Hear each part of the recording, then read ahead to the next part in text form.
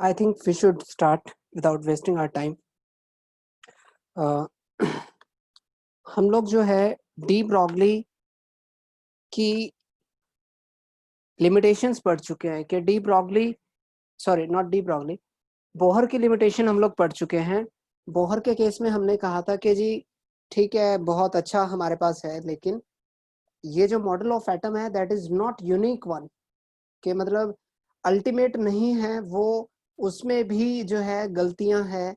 और वो गलतियां क्या क्या है कि इलेक्ट्रिक फील्ड में जो चेंज आएगा स्पेक्ट्रा में वो उसको एक्सप्लेन नहीं करता, मैग्नेटिक फील्ड में जो चेंज आएगा स्पेक्ट्रा में वो उसको एक्सप्लेन नहीं करता। बोहर ने 2 डायमेंशनल ऑर्डर जो है मॉडल माना था, लेकिन एक्चुअल में चीज़ें 3 डायमेंशन में एग्जिस्ट करती हैं। इवन वो जो है मॉलिक्यूल की शेप के बारे में हमें कुछ नहीं बता पाया। तो ये सब जो बातें हैं वो बोहर की लिमिटेशंस में आ जाती हैं। इफ आई टॉक अबाउट कि बोहर का भी मॉडल अगर गलत है तो फिर कौन सा मॉडल, तो फिर हमारे पास जो अल्टीमेट मॉडल है जिसके ऊपर आज हम जो है काम करते हैं वो कौन सा है, that is your quantum mechanical model. वो कौन सा है? That is your quantum mechanical model. लेकिन जैसे रदरफोर्ड के साथ एक प्रॉब्लम थी, और वो प्रॉब्लम क्या थी? वो प्रॉब्लम ये थी कि रदरफोर्ड भी कुछ एक्सपेरिमेंट ऐसे हुए थे जिनके रिजल्ट को वो एक्सप्लेन नहीं कर पाया था। ऐसे ही बोहर के बाद भी कुछ एक्सपेरिमेंट ऐसे हुए जिन्होंने प्रूव किया कि जो बोहर का मॉडल है वो एक्चुअल में गलत है, उसमें मॉडिफिकेशंस की जरूरत है। ठीक है, अब वो कौन कौन से जो है आपके पास आर्टिकल्स थे? जो पहला आर्टिकल था that was regarding dual nature of matter. Dual word का मतलब का क्या होता है? ड्यूअल वर्ड का मतलब होता है दो। ठीक है, मतलब जिसके दो तरीके के नेचर होते हैं, दो अलग अलग तरीके के। वो कौन कौन से हैं? I will start it from here today only. और जो दूसरा एक्सपेरिमेंट था जिसको जिसको बोहर नहीं एक्सप्लेन कर पाया वो था अनसर्टेनिटी प्रिंसिपल।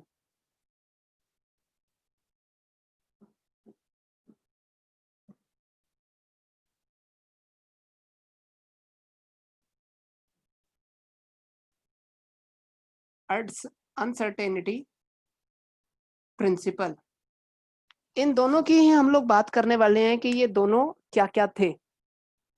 इसमें सबसे पहले हम किसकी बात करेंगे? ड्यूअल नेचर की। ठीक है, ड्यूअल नेचर में ये देखें कि जो मदर नेचर है जिसको हम लोग प्रकृति बोलते हैं, मदर नेचर के अंदर दो चीजें हैं, दो अलग अलग चीजें हैं। पहला जिसको हम लोग बोलते हैं पार्टिकल, ठीक है, या जिसको हम लोग बोलते हैं क्या? मैटर, या जिसको हम लोग क्या बोलते हैं? एटम। आप बहुत अच्छे से सीख चुके हो, क्लास 9 से सीखते हुए आ रहे हो कि matter is made up of very small particles called atoms. ठीक है, तो मैं मैटर कहूं, पार्टिकल कहूं, या फिर मैं एटम कहूं, मेरे लिए बात क्या है? सेम है। अब दूसरी क्या चीज है नेचर के पास? दूसरी चीज है रेडिएशन, या मैं उसके दूसरे क्या नाम दूंगा? I will call it as wave. दोनों में से कोई भी नाम आप ले सकते हैं। ठीक है, या तो आप उसको क्या कहें? वेव कहें, या फिर आप उसको क्या कहें? रेडिएशन कहें। तो पहले तो मैं एक बार डिफरेंस कर लेता हूं कि पार्टिकल में और वेव के अंदर क्या डिफरेंस होता है। जो सबसे पहली बात है, जो पार्टिकल होता है दैट इज लोकलाइज्ड। ठीक है, लोकलाइज्ड वर्ड का मतलब क्या होता है? मतलब ये होता है कि particle occupy a well defined position अगर आपको ये बात नहीं समझ आती, I explain with a very simple example. Let's have this marker. This marker is matter made up of very small particles called atom. अगर मैं इसको जो है कहीं पर रख दूं, मान लो ये यहाँ पर रखा हुआ है. अब जो ये यहाँ पर रखा हुआ है, तो आप डेफिनेटली बता सकते हो कि इस टाइम पर मार्कर कहाँ है, मतलब इसकी पोजीशन क्या है, फिक्स है. लेकिन अगर मान लो आप कमरे के एक कॉर्नर में लाइट ऑन कर देते हैं, बल्ब ऑन कर देते हैं, बल्ब में से क्या निकलती हैं, रेडिएशंस. बल्ब में से क्या निकलती है, रेडिएशन. जो रेडिएशन होगी क्या वो बल्ब में ही रह जाएगी, आंसर इज नो. वो पूरे कमरे में फैल जाएगी. यहां तक कि अगर आपने कमरे का गेट खोल दिया तो वो गेट से बाहर भी रोशनी चली जाती है. यानी कि रेडिएशन जो है, रेडिएशन कभी भी एक पोजीशन पर टिक कर नहीं रहती और वो पूरे स्पेस में क्या कर जाती है, फैल जाती है. यानी कि इसको मैं क्या कहूंगा, इसको मैं कहूंगा डीलोकलाइज्ड. ठीक है, यानी कि it spread all over the space. Am I clear Neha? Yes sir. ठीक है, दूसरी बात कहते हैं. दूसरी बात क्या होती है, दूसरी बात होती है कि अगर मान लो एक कुर्सी है और उस कुर्सी के ऊपर आप बैठे हो. When I say you, it means मैं किसकी बात कर रहा हूं, मैटर की बात कर रहा हूं, क्योंकि आपकी एक डेफिनेट शेप है. You have a particle nature. ठीक है, you have a definite shape and definite volume also. तो अगर मान लेते हैं एक चेयर है, एक चेयर के ऊपर आप बैठे हुए हैं, तो क्या मैं ये इमेजिन कर सकता हूं कि भाई इस चेयर पर कोई और भी बैठा हुआ है, आंसर इज नो. चेयर क्या है, चेयर स्पेस है, पोजीशन है.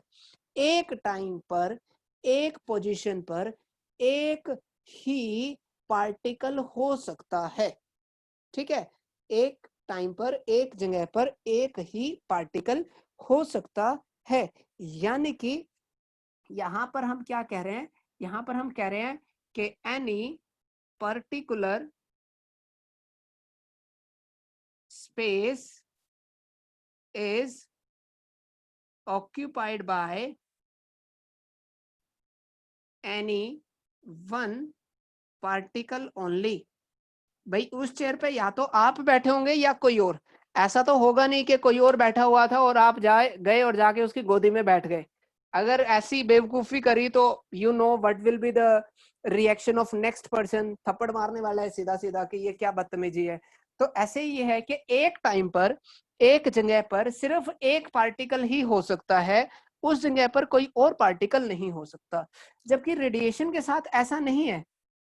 रेडिएशन के साथ ऐसा बिल्कुल भी नहीं है. वो क्या कर सकती है कि 2 और मोर वेव्स और रेडिएशन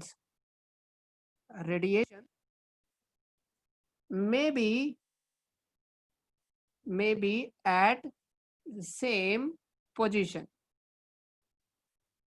अगर आप आपके कमरे में लगी हुई CFL को थोड़ा ध्यान से देखेंगे तो यू विल फाइंड आउट के उस CFL में से बहुत सारी रेडिएशंस इकट्ठी निकलती आ रही हैं. ठीक है, इसको आप लोग फिजिक्स में इंटरफेरेंस बोलते हैं. मैं फिजिक्स में ज्यादा नहीं जाऊंगा, लेकिन अगर आपको ये पॉइंट क्लियर हो गया तो मेरे लिए सफिशिएंट है कि पार्टिकल एक जगह पर एक ही पार्टिकल हो सकता है, एक से ज्यादा पार्टिकल नहीं हो सकते. अब देखो क्या था, ड्यूअल नेचर ऑफ मैटर क्या कहता है. वो कहता है कि भाई अगर मैटर एज पार्टिकल बिहेव कर रहा है फिर तो ये सब बातें एप्लीकेबल हैं. लेकिन ड्यूअल नेचर का मतलब है कि ये वेव की तरह बिहेव कर सकता है. अगर ये वेव की तरह बिहेव किया तो यहां से जो रेडिएशंस निकलेंगी उसको हम लोग क्या बोलेंगे, मैटर वेव. मतलब radiation emitted out from matter या matter behaving as radiation, that is your matter wave. लेकिन अगर रेडिएशन है तो रेडिएशन, अगर मैं इस मैटर वेव को इस रेडिएशन से कंपेयर करूं, दो चीजें है ना, एक तो मैटर है दूसरा वेव है.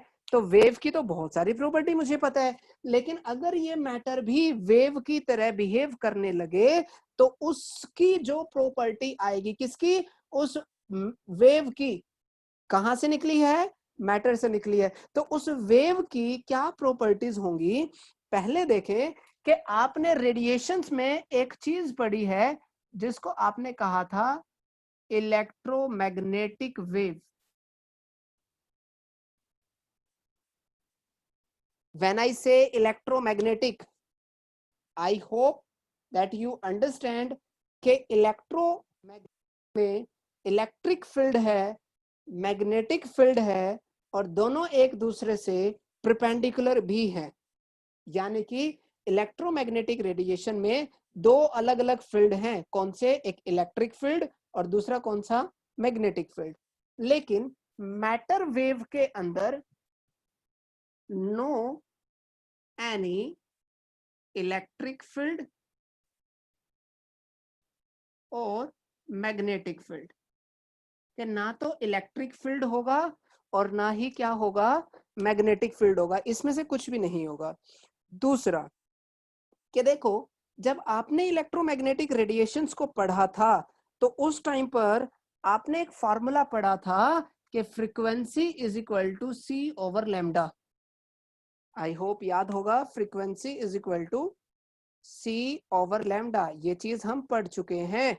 कहाँ, जब हमने इलेक्ट्रोमैग्नेटिक थ्योरी पढ़ी थी वहीं पर पढ़ लिया था, frequency is equal to c over lambda. और एक और बात पढ़ी थी कि they can travel in vacuum, कि इनको ट्रेवल करने के लिए मीडियम होना कंपलसरी नहीं है, लेकिन मैटर वेव को ट्रेवल करने के लिए मीडियम इज रिक्वायर्ड। अगर आपको इलेक्ट्रोमैग्नेटिक थ्योरी याद है, इलेक्ट्रोमैग्नेटिक थ्योरी कहाँ पढ़ी थी, जहां पर हमने wavelength, radiation, wavelength, frequency, amplitude, ठीक है, क्रस्ट, ट्रफ, ये बातें करी थी, वहां पर हमने ये सब बातें करी थी कि इलेक्ट्रोमैग्नेटिक रेडिएशन जो है वो ट्रेवल कर सकती है मीडियम में भी और मीडियम से बाहर भी ट्रेवल कर सकती है। ये बातें हमने वहां पर करी थी। लेकिन जो मैटर वेव है, मैटर वेव के लिए this is compulsion that there must be presence of medium. अगर मीडियम नहीं होगा तो ये रेडिएशंस ट्रेवल नहीं करेंगी, ठीक है, ये रेडिएशंस ट्रेवल नहीं करेंगी। और दूसरा देखते हैं कि इलेक्ट्रोमैग्नेटिक रेडिएशन में आपने एक पॉइंट पढ़ा था, और वो क्या पॉइंट था, देखो मैं याद दिलाता हूं। आपने रेडिएशंस में या वेव्स में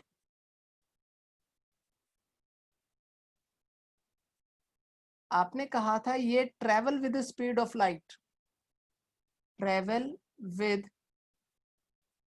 स्पीड ऑफ लाइट, और वो वैल्यू कितनी होती है, वो होती है 3 × 10⁻⁸। लेकिन जो मैटर वेव्स हैं इनकी जो स्पीड होगी वो लेस देन 3 × 10⁸ मीटर होगी।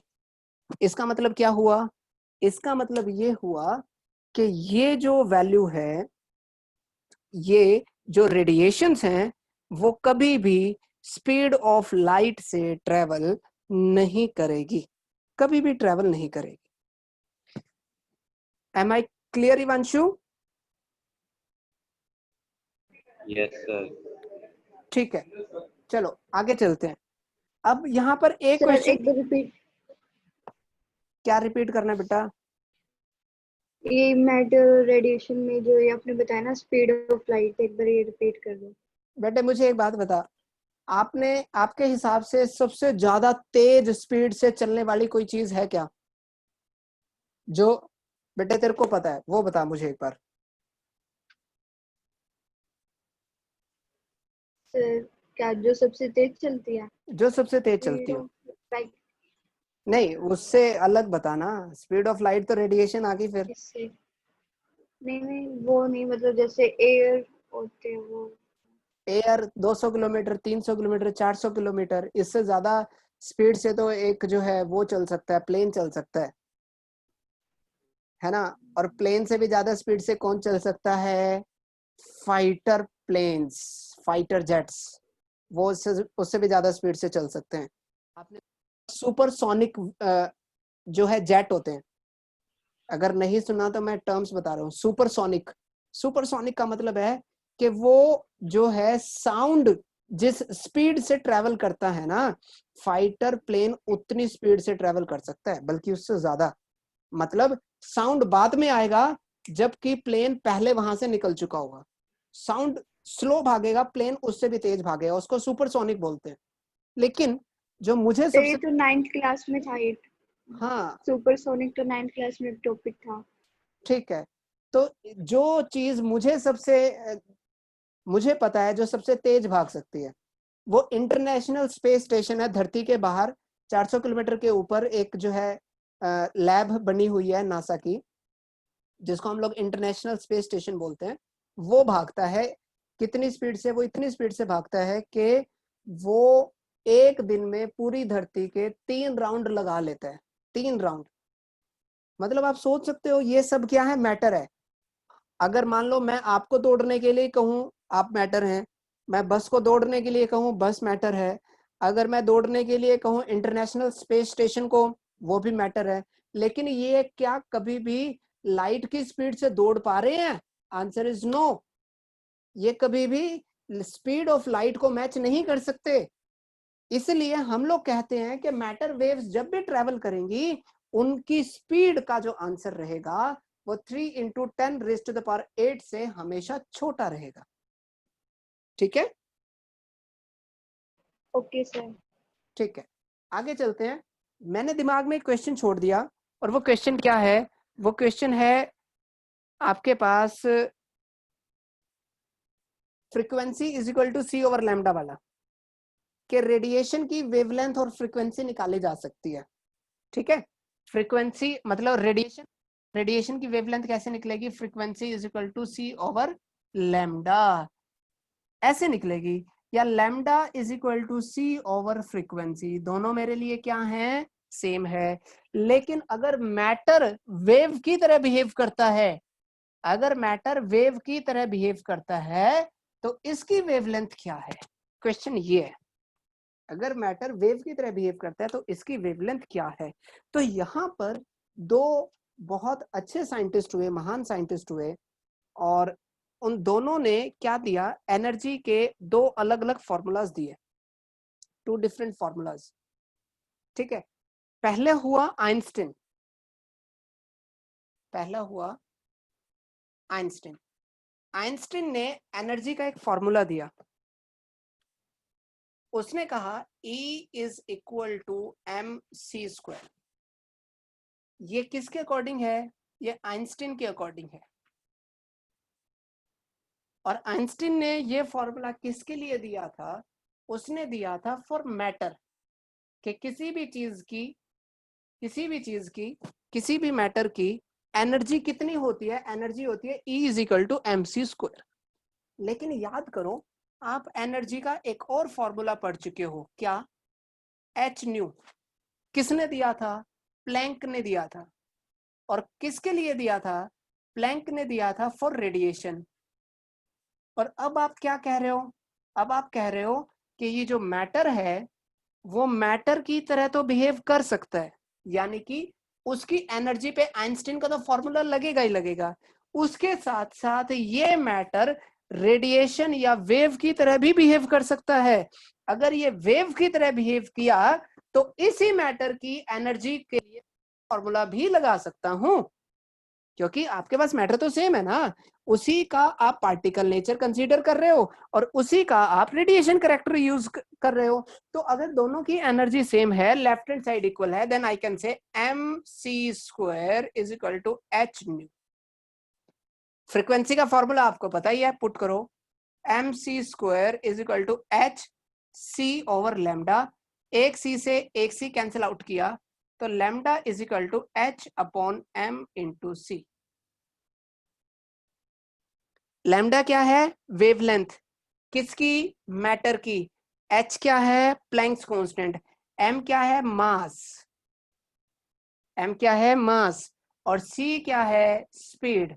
वैसे तो c क्या होता है, स्पीड ऑफ लाइट होता है, लेकिन अभी हमने कहा कि मैटर की जो स्पीड है वो हमेशा 3 × 10⁸ से छोटी रहेगी। तो मुझे कंफ्यूजन ना हो, इसलिए मैं इस c की जगह क्या लगा लेता हूं, v लगा लेता हूं। क्या लगा लेता हूं, v लगा लेता हूं। v लगाने का मतलब क्या हो गया, v लगाने का मतलब हो गया कि दिस इज द वेलोसिटी और इसकी वैल्यू 3 × 10⁸ नहीं है। यानी कि क्वेश्चन क्या था कि मैटर जब वेव की तरह बिहेव करेगा तो उसकी वेवलेंथ क्या होगी। वेवलेंथ का फॉर्मूला पता चल गया, at lambda is equal to h/m × v। और फिजिक्स को फिर से याद करो, फिजिक्स को फिर से याद करो। फिजिक्स एक और बात कहती है कि mass into velocity is equal to momentum. उसको हम लोग क्या बोलते हैं, उसको हम लोग बोलते हैं मोमेंटम। ठीक है, तो मोमेंटम का सिंबल क्या होता है, मोमेंटम का सिंबल होता है P। इसका मतलब हुआ कि मैटर वेव का जो फॉर्मूला मैं लिख रहा हूं, lambda is equal to h/mv, इसी फॉर्मूले को मैं लिख सकता हूं lambda is equal to h/p। Naman, am I clear? Yes, sir. ठीक है, lambda is equal to h/p। अच्छा, ये जो डी ब्रॉगली ने हमें दिया, ये जो मैटर एज वेव बिहेव कर सकता ना, ये आइडिया पता है किसका था, डी ब्रॉगली का था। De Broglie was the scientist जिसने पूरी फिजिक्स को दो हिस्सों में डिवाइड कर दिया। शायद मैंने पहले भी बताया था, एक क्वांटम फिजिक्स और एक जो थी क्लासिकल फिजिक्स थी। आइंस्टीन क्लासिकल फिजिक्स का माहिर था। ठीक है, क्लासिकल फिजिक्स आइंस्टीन की पकड़ थी उसके ऊपर, जबकि क्वांटम फिजिक्स किसकी देन थी, डी ब्रॉगली की थी। और de Broglie was the first scientist who gave us an idea that this matter can have two type of nature. It can behave as matter, it can behave as particle, as well as it can behave as wave also.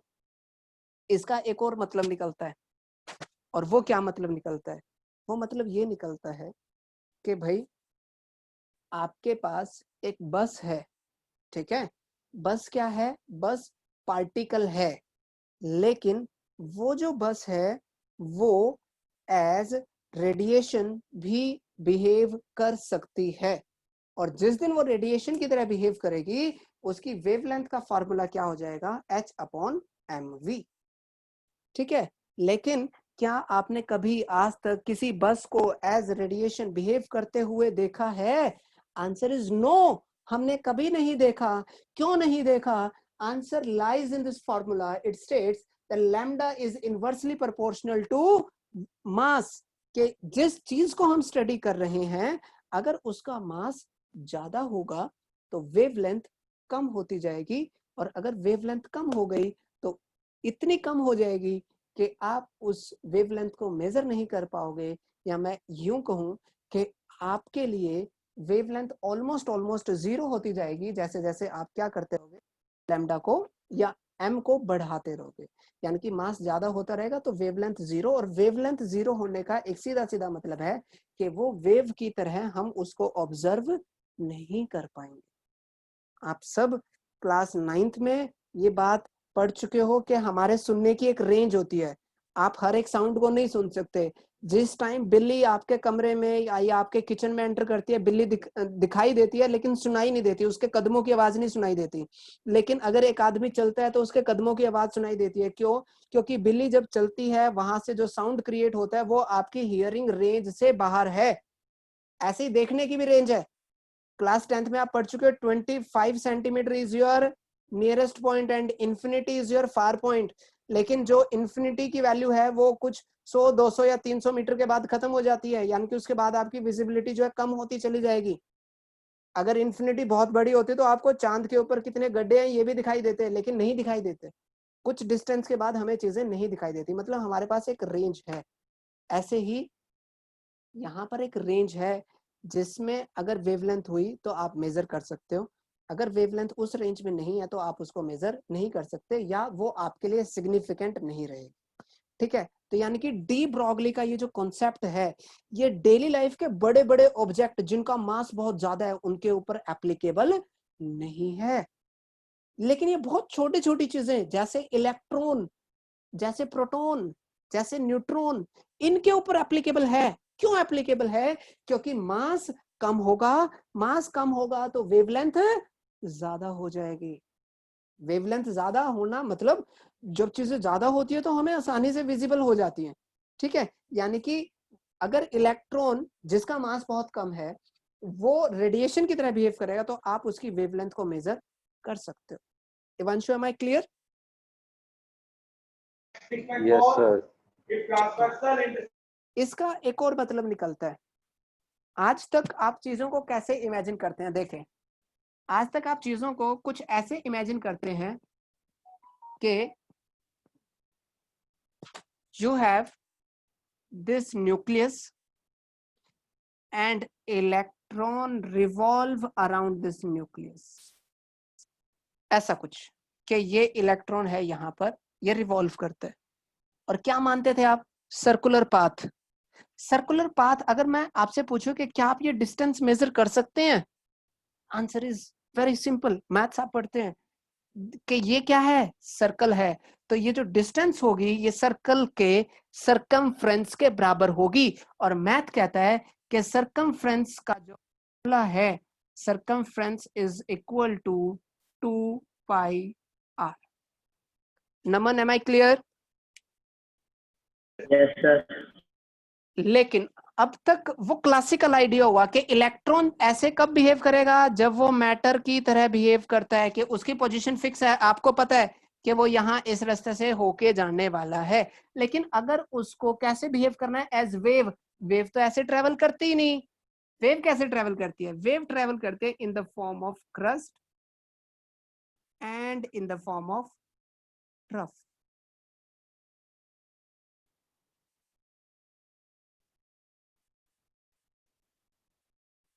ऐसा कुछ। वो कैसे behave करेगा? As crust और as trough. लेकिन देखो, जब मैंने वेव के बारे में आपको सिखाया था तो ये कहा था कि बेटे ये वेव है, ऐसे चल रही है, तो दो क्रस्ट के बीच की डिस्टेंस को हम लोग क्या लिखते हैं? वेवलेंथ लिखते हैं, लैम्डा से डिनोट करते हैं। ये मैंने सिखाया था। कब? जब वो रेडिएशन की तरह बिहेव करता है। तो देखो, यहां से मैं शुरू हुआ, मान लेते कि यहां पर थी वो चीज, this is the original origin for me. तो यहां से यहां तक जब मैं आऊंगा तो वो क्या होगी? लैम्डा, क्योंकि ये दो दो क्रस्ट के बीच की डिस्टेंस है। ऐसे ही यहां से यहां तक जब मैं आऊंगा तो भी क्या आएगी? लैम्डा आएगी। यहां से यहां तक की डिस्टेंस क्या होगी? लैम्डा होगी। यहां से यहां तक की डिस्टेंस क्या होगी? लैम्डा होने वाली है। यहां से यहां तक की डिस्टेंस क्या होगी? लैम्डा हो सकती है।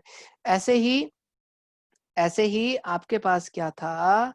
आपके पास था ये कि यहां से यहां तक की डिस्टेंस भी क्या होगी? अ, दो क्रस्ट है ना, यहां से यहां तक की डिस्टेंस क्या होगी? लैम्डा। लेकिन अभी थोड़ी देर पहले आपने कहा था कि ये डिस्टेंस तो कितनी है? 2 पाई आर। लेकिन आप इसको ऐसे भी कह सकते हो कि ये जो है एन लैम्डा है। हो सकता है भाई एक वेव, हो सकता है दो वेव हो सकता है तीन है। जैसे मैंने यहाँ कितनी बना दी? 1 2 3 4 5 6। तो I can say that 2 pi r is equal to 6 into lambda. This is just for an example. आपको नहीं पता कि वो कितना होता है, तो इसको हम लोग क्या लिखेंगे? N lambda. लेकिन क्या ये चीज आपने पहले पढ़ी है? Answer is yes. कैसे पढ़ी है? देखो कि लैम्डा ये क्या है? इलेक्ट्रॉन। इलेक्ट्रॉन क्या है? पार्टिकल। पार्टिकल कैसे बिहेव कर रहा है? वेव की तरह बिहेव कर रहा है। और जब पार्टिकल वेव की तरह बिहेव करता है तो उसकी वेवलेंथ का फॉर्मूला क्या हो जाता है? Lambda is equal to h upon m v. तो पुट करो लैम्डा की value n into h upon m into v is equal to 2 pi r. और I can say n into h, I can say n into h divide by 2 pi is equal to mvr. Am I clear, Neha?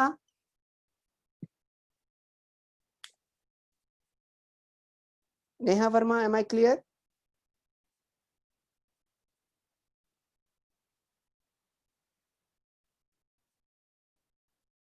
Tanya, Kundu, am I clear?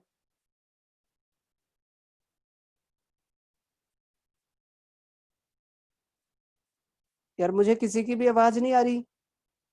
इवांशु Jain, am I clear?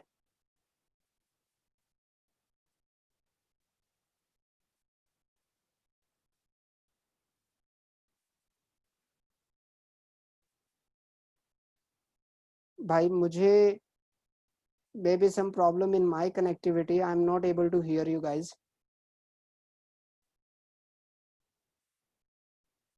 Naman, am I audible?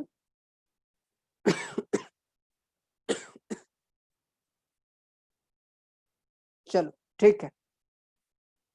So what I'm saying is, ये हमने कहाँ पढ़ा था? MVR is the angular momentum. Physics, angular momentum याद करो। Bohr, nail Bohr ने कहा था कि energy of the electron is fix, और इलेक्ट्रॉन जिन ऑर्बिट में चक्कर लगाता है उनका एंगुलर मोमेंटम भी क्या होता है? फिक्स होता है। ये नेल बोहर की एक पोस्टुलेट है। नेल बोहर का जब मॉडल ऑफ एटम आप पढ़ोगे तो वहां पर कहा था कि when electron revolve around the nucleus, तो उसकी एक फिक्स एनर्जी होती है, उसकी एक फिक्स वेलोसिटी होती है, वो एक फिक्स डिस्टेंस पर होता है। साथ साथ ये भी कहा था कि उसका एंगुलर मोमेंटम भी क्या होता है? फिक्स होता है। और उस एंगुलर मोमेंटम का फॉर्मूला क्या है? एन। एन मतलब it may be first, it may be second, it may be third. H Planck's constant divide by 2 divide by pi. Pi की वैल्यू मैथमेटिक्स क्या कहता है? 3.14। So I hope very simple it is. I move on. तो ये एक ऐसा concept था जिसको नेल बोहर एक्सप्लेन नहीं कर पाया था। इसके साथ साथ एक और छोटा सा कॉन्सेप्ट है जिसको हम लोग बोलते हैं अनसर्टेनिटी प्रिंसिपल, या फिर साइंटिस्ट का नाम अगर मैं इसमें लगा दूं तो साइंटिस्ट का नाम होता है Heisenberg uncertainty principle. I remind you again, Heisenberg is the name of the scientist. उसने क्या कहा? देखो, नेल बोहर में जब हमने मॉडल नेल बोहर का पढ़ा तो आपने एक चीज पे बहुत अच्छे से एग्री किया, जब हम इलेक्ट्रॉन के ऊपर कोई रेडिएशन फॉल कराएंगे तो वो इलेक्ट्रॉन जो है अपनी हायर एनर्जी स्टेट में चला जाएगा। I show you what I am saying.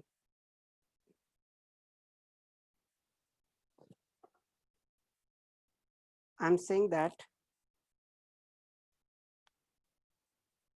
okay, this is the nucleus and this is the electron which is revolving around this nucleus. आपने क्या किया? रेडिएशन को फॉल कराया। रेडिएशन को फॉल कराने से इस इलेक्ट्रॉन को क्या होगा? इस इलेक्ट्रॉन को एनर्जी मिलेगी।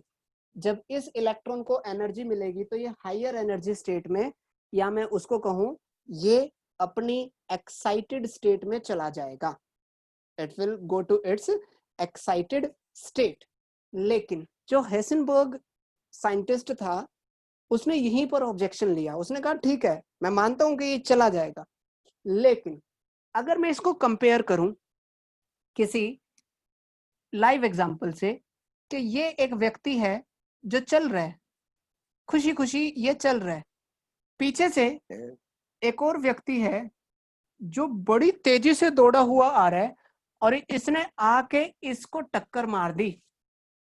ये जब चल रहा था ना, जब ये चल रहा था तो आपको पता था ये कहाँ है, आपको ये दिखाई दे रहा था।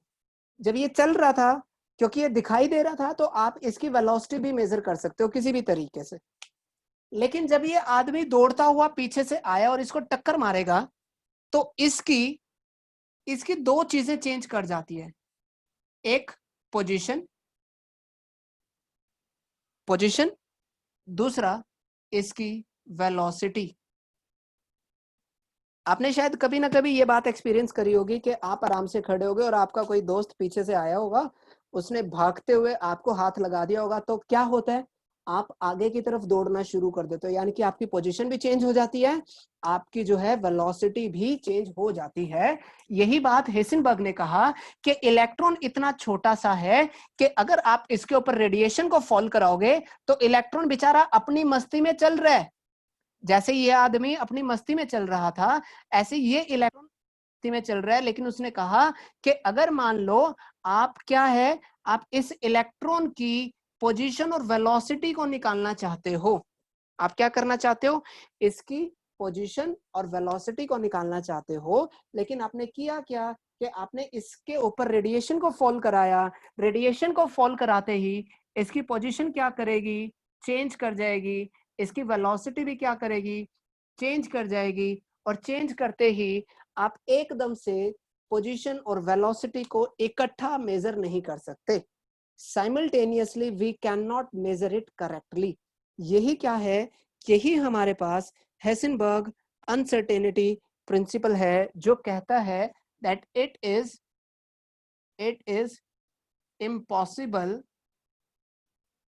impossible to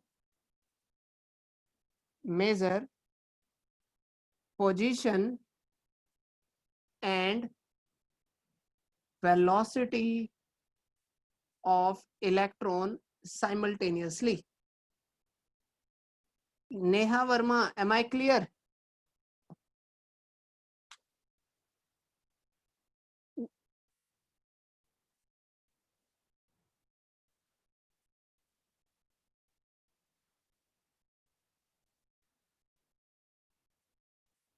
Neha, you are not audible.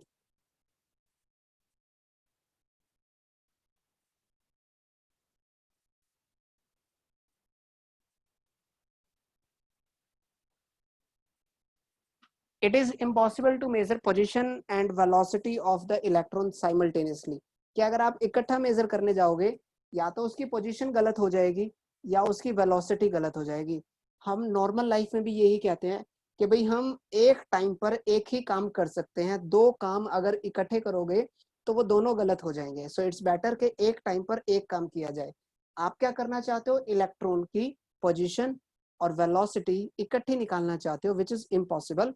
यानी कि अगर आपने वेलोसिटी ठीक निकाल ली तो पोजीशन का आंसर गलत आएगा, पोजीशन ठीक निकाल ली तो वेलोसिटी का आंसर गलत आएगा। यानी कि दोनों में से एक चीज तो जरूर गलत हो जाएगी, गलती होने के चांसेस बहुत ज्यादा हैं।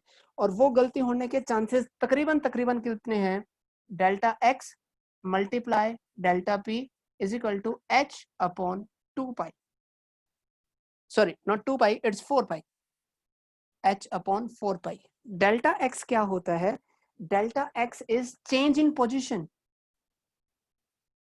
Change in position. और अगर मैं बहुत मुश्किल से शब्दों का इस्तेमाल करूं तो मैं कहूंगा अनसर्टेनिटी,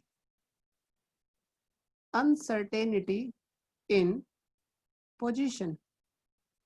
यानी कि पोजीशन में गलती होने के चांसेस कितने हैं,